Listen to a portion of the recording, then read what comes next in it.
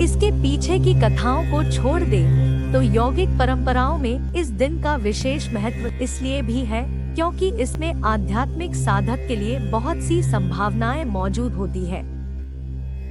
आधुनिक विज्ञान अनेक चरणों से होते हुए आज उस बिंदु पर आ गया है जहां उन्होंने आपको प्रमाण दे दिया है कि आप जिसे भी जीवन के रूप में जानते हैं, पदार्थ और अस्तित्व के रूप में जानते हैं, जिसे आप ब्रह्मांड और तारामंडल के रूप में जानते हैं, वह सब केवल एक ऊर्जा है जो स्वयं को लाखों करोड़ों रूपों में प्रकट करती है। यह वैज्ञानिक तथ्य प्रत्येक योगी के लिए एक अनुभव से उपजा सत्य है। योगी शब्द से तात्पर्य उस व्यक्ति से है जिसने अस्तित्व की एकात्मकता को जान लिया है। जब मैं कहता हूँ योग, तो मैं किसी विशेष अभ्यास या तंत्र की बात नहीं कर रहा। इस असीम विस्तार को तथा अस्तित्व में एकात्म भाव को जानने की सारी चाह योग है। महाशिवरात्रि की रात व्यक्ति को इसी का अनुभव पाने का अवसर देती है। शिवरात्रि महीने का सबसे ज्यादा अंधेरे से भरा दिन शिवरात्रि माह का सबसे अंधकारपूर्ण दिवस होता है। प्रत्येक महाशिवरात्रि का उत्सव तथा महाशिवरात्रि का उत्सव मनाना ऐसा लगता है मानो हम अंधकार का उत्सव मना रहे हों। कोई तर्कशील मन अंधकार को नकारते हुए को सहज भाव से चुनना चाहेगा, परंतु शिव का शाब्दिक अर्थ ही यही है जो नहीं है। जो है वह अस्तित्व और सृजन है, जो नहीं है वह शिव है। जो नहीं है उसका अर्थ है अगर आप अपनी आंखें खोलकर आसपास देखें और आपके पास सूक्ष्म दृष्टि है तो आप बहुत सारी रचना देख सकेंगे। अगर आपकी दृष्टि केवल विशाल वस्तुओं पर जाती है तो आप देखेंगे कि विशालतम शून्य ही अस्तित्व की सबसे बड़ी उपस्थिति है। कुछ ऐसे बिंदु जिन्हें हम आकाशगंगा कहते हैं, वे तो दिखाई देते हैं, परंतु उन्हें थामे रहने वाली विशाल शून्यता सभी लोगों को दिखाई नहीं देती। इस विस्तार, इस असीम रिक्तता को ही शिव कहा जाता है। वर्तमान में आधुनिक विज्ञान ने भी साबित कर दिया है कि सब कुछ शून्य से ही उपजा है और शून्य में ही विलीन हो जाता है। इसी संदर्भ में शिव यानी विशाल रिक्तता या शून्यता को ही महादेव के रूप में जाना जाता है। इस ग्रह के प्रत्येक धर्म व संस्कृति में सदा दिव्यता की सर्वव्यापी प्रकृति की बात की जाती रही है।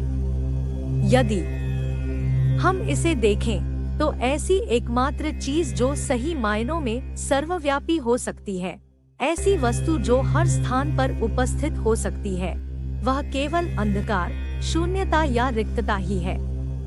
सामान्यतः जब लोग अपना कल्याण चाहते हैं तो हम उस दिव्य को प्रकाश के रूप में दर्शाते हैं।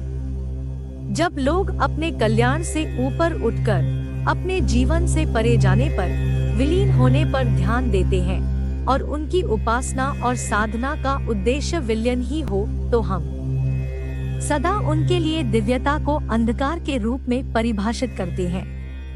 प्रकाश आपके मन की एक छोटी सी घटना है।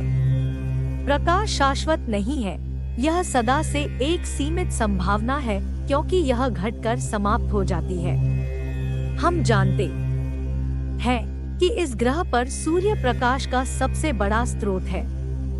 यहाँ तक कि आप हाथ से इसके प्रकाश को रोककर भी अंधेरे की परछाई बना सकते हैं, परंतु अंधकार सर्वव्यापी है, यह हर जगह उपस्थित है। संसार के अपरिपक्व मस्तिष्कों ने सदा अंधकार को एक शैतान के रूप में चित्रित किया है, पर जब आप दिव्य शक्ति को सर्वव्यापी कहते हैं तो आप स्पष्ट रूप से इसे अंधकार कह रहे होते हैं, क्योंकि सिर्फ अंधकार सर्वव्यापी है। यह हर ओर है, इसे किसी के भी सहारे की आवश्यकता नहीं है। प्रकाश सदा किसी ऐसे स्रोत से आता है जो स्वयं को जला रहा हो। इसका एक आरंभ व अंत होता है। यह सदा सीमित स्रोत से आता है।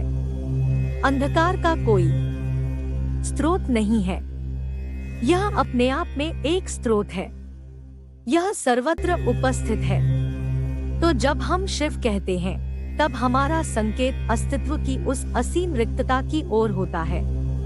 इसी रिक्तता की गोद में सारा सृजन घटता है। रिक्तता की इसी गोद को हम शिव कहते हैं। भारतीय संस्कृति में सारी प्राचीन प्रार्थनाएं केवल आपको बचाने या आपकी बेहतरी के संदर्भ में नहीं थी। सारी प्राचीन प्रार्थनाएं कहती हैं, हे ईश्वर, मुझे नष्ट कर दो ताकि मैं आपके समान हो जाऊं। तो जब हम शिवरात्रि कहते हैं, जो कि माह का सबसे अंधकारपूर्ण दिन है, तो यह एक ऐसा अवसर होता है कि व्यक्ति अपनी सीमितता को विसर्जित करके सृजन के उस असीम स्रोत का अनुभव करे, जो प्रत्येक मनुष्य में बीज रूप में उपस्थित है। महाशिवरात्रि एक अवसर और संभावना है, जब आप स्वयं को हर मनुष्य के भीतर बसी असीम रिक्तता के अनुभव से जोड़ सकते हैं, जो कि सारे सृजन का स्रोत है। एक ओर शिव संहारक कहलाते हैं और दूसरी ओर वे सबसे अधिक करुणामयी भी है। वे बहुत ही उदार दाता है। यौगिक गाथाओं में वे अनेक स्थानों पर महाकरुणामयी के रूप में सामने आते हैं।